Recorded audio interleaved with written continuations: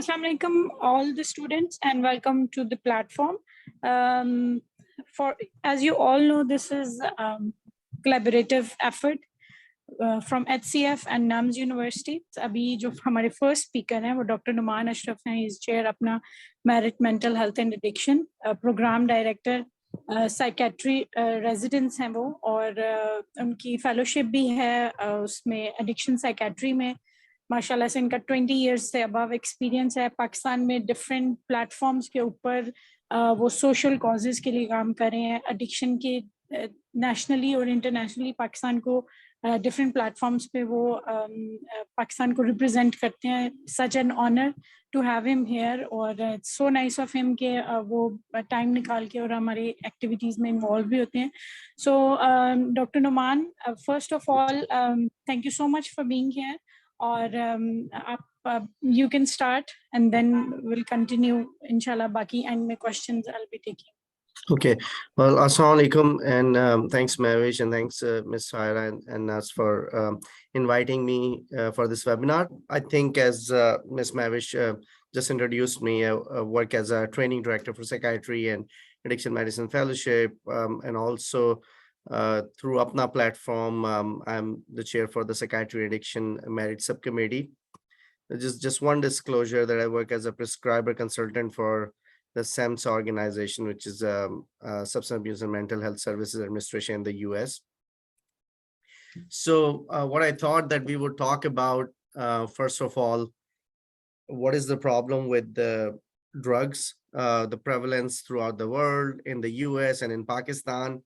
Getting into how drugs affect our brain, our body, why it's important for young people to understand how it can affect them, and then maybe go into some of the treatments. What can you do about this problem? So let's start with the prevalence throughout the world. If you look at the UNODC data, they said about 269 million people used opioids worldwide, then 27 million used illegal drugs, or 66 million got involved in binge drinking, and then about 500 billion was the cost that they spent on drug and alcohol. But if you look at the US data only, then we have about methamphetamine in 1.8 million people, ecstasy in 2.5 million, LSD 2.3 million, heroin 0.8, crack cocaine in 0.75, then cocaine 5.5 million, and marijuana is the largest here, 43.4 million people used it. And if you look at Pakistan, about 6.4 million people got involved in any illicit drug use generally. So if you do survey, you ask about, did you use any drug? So 6.4. But when you go into the specifics, marijuana or cannabis was more than 4 million, and all opioids, which includes heroin and the prescription opioids like oxycodone, hydrocodone, those medications, more than about 2.7 million. Then sedative, which are benzodiazepines like alprazolam and lorazepam, those medications, more than 1.5 million. And about 423,000 people injected drugs. So they were using it IV, which has its own risk, because then you can introduce the diseases to your body like HIV, Hep C, and those problems then one has to face. If you look at the age ranges, painkillers and sedatives were used by people between 15 and 64 years of age.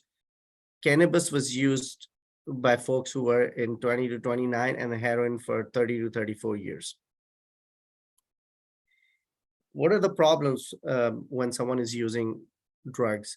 So the first one is cost of buying drugs. And as you know, in Pakistan, majority of the people are struggling with poverty. They do not have enough money to feed their family, to feed themselves.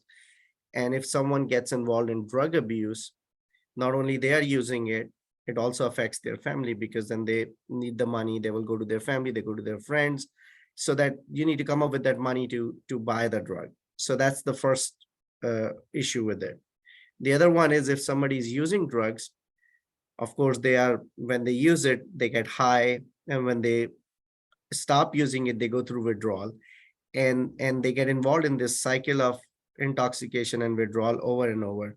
So use it, then come off of it, then use it, then come off of it. When they're going through this, they're not able to go to work, they're not able to go to school. So there's a loss of productivity, there's loss of income. So that also affects the community, then it affects the country, and it's affecting their home as well and their personal lives. Then there are health care related costs because during the drug use, people may either suffer from an accident. Suppose somebody's intoxicated and driving, they can have that accident, or they can contract some diseases like in alcohol, they can have liver disease, liver cirrhosis, or if they're shooting drugs, they can introduce different viruses. And then even if they're smoking cigarettes, they can have lung issues. Then there are legal issues. If they are caught, again, the drugs are not legal, so police will arrest you. Then you have to deal with the money to pay to the lawyer, to go to the jail, and then during that time also you're not working. And then overall, when you combine all this, there's a cost of addiction on society, which we just saw the data from the previous data where they spent $500 billion on the drugs in that year throughout the world. So that's the problem that we are tackling, and this is the impact that it has economically on the system. How do you describe substance use disorder? And it could be any substance. You can talk about alcohol, you can talk about opioids, you can talk about cocaine, marijuana, any substance. You have to understand that it's a chronic brain disorder. So this is there's an issue in how the brain is wired. There are changes in the brain that happen with the drug use. And how does it exhibit? Characterized by compulsive substance seeking behavior and use. So, and despite harmful consequences. So these people know that it's not good for them, it's not good for their body, it's not good for their brain, it's not good for their family to use drugs. They just cannot control their desire to use drugs. The cravings are so strong, the withdrawals are so strong that they take them back to using drugs. And that is compulsive substance seeking, even though you know that it's bad for you. So in simple terms, when drug controls you, that is addiction, basically. Initially, people may experiment with drugs. With their friends, they may use it here and there once in a while. At that point, they're still able to control the drug. They have not developed addiction. But if it gets to the point where they lose control over drug use and drug starts controlling them, that becomes addiction. So that's a substance use disorder. Now, this is a busy diagram. It's important for students to understand because this is the future where the research is going. A lot of stuff here you may not see right now because it's very latest and they are working on it. But in the future, those are the brain areas that we would be targeting on. So I'm not sure if you can see the arrow, but on the left side, there's a small green box that says NACVTA, which is the ventral tegmental area and nucleus accumbens. So basically, VTA is the area in the midbrain, and nucleus accumbens is the area in the limbic cortex. So midbrain senses everything from the body and feels like somebody wants to use it. Then it fires the neurons into the limbic cortex, nucleus accumbens. And nucleus accumbens is the area where there's release of dopamine. So the most important thing you need to know is dopamine is the chemical that causes pleasure. That's the most important chemical that all drugs of abuse release eventually. It does not matter whether it's cigarette or it's alcohol or it's opioid. Eventually, they will cause release of dopamine, and that gives that pleasurable feeling and leads to addiction. So this area is very small in the diagram on the left side. The other area which is large is the prefrontal cortex. And this area of the brain is the evolved brain, which is the brain which would tell you this is bad for you, you should not use it. And there are lots of reasons how this area is developed. This has to do with your religious beliefs. This has to do with your cultural beliefs. This has to do with how you were raised in your family, what your social values are. If you were raised in a way where you know something is not allowed in the house, this area will be stronger and say, hey, I cannot touch it because it's not allowed. The lower area of the brain, unfortunately, if you take this PFC out, this area would say, go and use it because I like the drug. There's the release of dopamine. So initially, on the left side, if this part of the brain is working, people should not get addicted because their PFC will keep the lower area, the green box, and check. But unfortunately, when they keep using drugs, you move from left side of the brain to the right side of the brain. And in right side of the brain, you can see it very clearly that the green box has increased in size and the red box has decreased in size, which means the lower brain, or we sometimes call it the animal brain, has taken over the more evolved brain. And when it takes over, that is the addiction, which I said, when you lose control over drug use, because now you have such control, such strong feelings and cravings that they tell your brain, go and use. And you keep using, you keep losing the control of the red area, and the green area keeps enlarging. So that's basically the addiction. That's where it's happening. The other things that you will hear about, we won't go into details because that's more complex, but you would hear about these structures in the future. What is habenula, which is the anti-reward circuit? So when people are withdrawing, and to prevent the withdrawal, they use. So this area is involved in that. So there's a lot of research going on how to control this habenula area of the brain.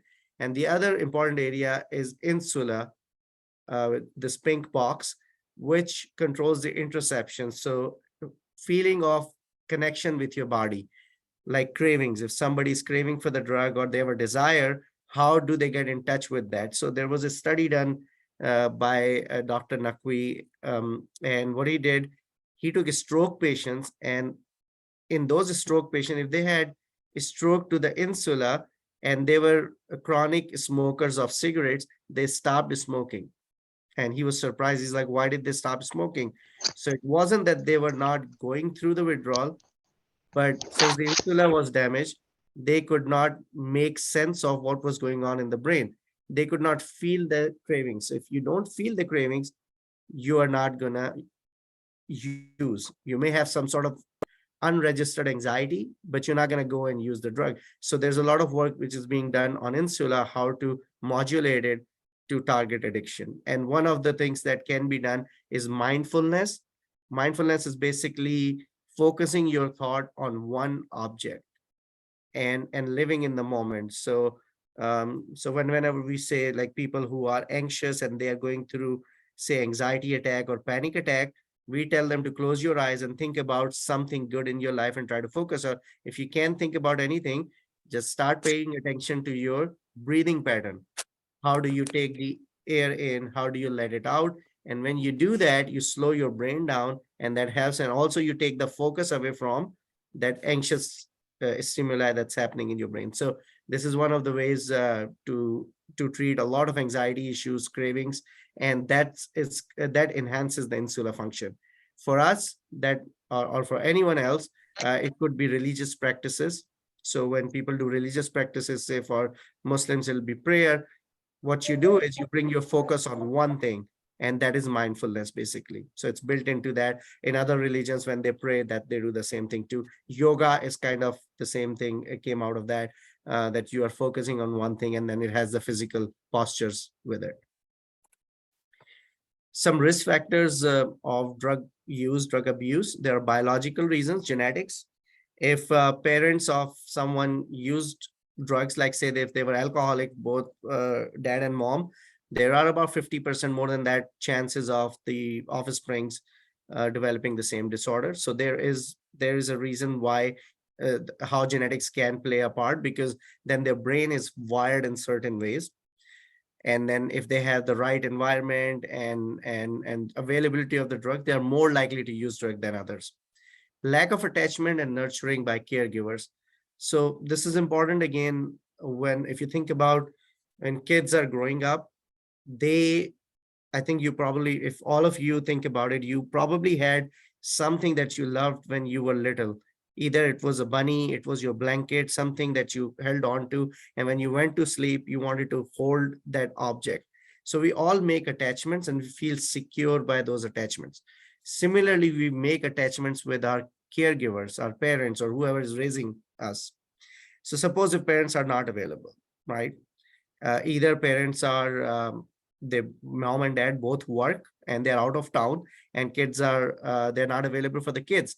Life happens, people get sick, people have disappointment, you had a bad day at school, You had a fight with someone, you come home, you want to talk to someone, you want someone to hold you, they are not available. So that attachment is not formed. So now you're left with that anxiety because you can't deal with it. You can't connect with someone. You can't talk to anyone. That anxiety stays there. And then you form this anxious network in your brain that causes issues in the future for you. Or worst case scenario, that you are even abused. So you make a mistake at home, and instead of your parents or your caregivers explaining it to you, how to not do it because it's not good for you or it's not safe for you, maybe this is the other way, safer way, they actually punish you. And when they punish you, that is not only they're not providing attachment, but they're also giving you some abuse. So that creates some sort of a trauma, and that also leaves you with anxiety. So that attachment is not formed. Now that brain is anxious, it requires something, it needs something. When they get to their adolescence or teenage, they go to schools, they get exposure. Somebody from a school, from the community would reach out to them and say, hey, I used to struggle with the same anxiety. I couldn't sleep at night. I used to be shy like you because I was so anxious, and all the time I was dealing with my anxiety. I couldn't concentrate on my exams. Here's a medication or a drug I used that helped me. Why don't you try it out? Could be anything. Say alcohol works for insomnia. People cannot go to sleep, they drink alcohol. People who cannot deal with anxiety, they drink alcohol, and it works temporarily. It never fixes the problem, it just works temporarily. So they use it, they like it because it what it does is at least drug will put you to sleep, which means you don't have to deal with that anxiety. Now when you wake up the next morning, you still have anxiety, but at least for those 4 or 5 hours you are cut off with it. And then when you have anxiety again, what do? You use it again, and that this pattern goes on and on. And that drug, if you're talking about alcohol, that becomes the object that they connect with, just like the kid connected with the blanket or the bunny. Now this is the new object. So this is a very strong attachment, because whenever they have negative emotion like anxiety, depression, they feel lonely, drug helps them because it takes away the emotion. So that becomes their cure. So they keep using it. And it's very powerful psychologically. That is why it's very hard to deal with a drug addiction and sort of dissociate those links, because they're psychologically, emotionally very charged. So it becomes very hard. The third reason is untreated mental illness. People who are suffering from mental illness, and unfortunately, throughout the world, we do not have enough providers who can provide treatment for mental illnesses. And that is true for the US, it's true for everywhere. And I think in Pakistan, even more pronounced, because we have very few people who can treat mental illnesses. So untreated mental illness means that you are struggling with someone. A lot of people, even you may have heard from your friends, family member would say, I don't know, I just don't feel good all the time. I feel tired, I feel anxious, I feel depressed.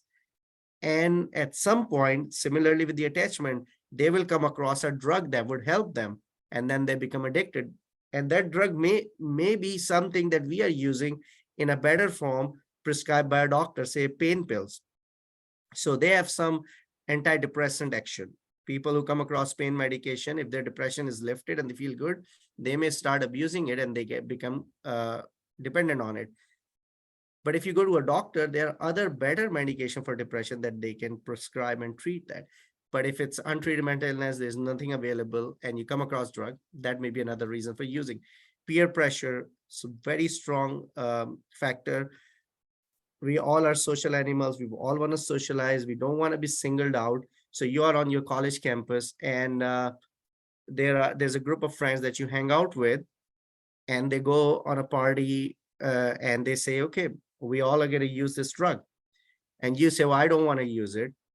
So you will be singled out. You won't be part of that group. They may even bully you on that. So there's a strong pressure from the friends, and they may say, hey, I've used it, it's fine. Just try it once. And that becomes, and then you also want to fit in. You want to be part of that group. So you would be like, okay, why, if I don't use it, I guess I'll have to go home. I want to be part of the party, and I want to hang out with them. Or if they go on a retreat, I want to be part of that. And if there is drug other people are using, you may end up using it. So peer pressure is also strong. Psychological abuse from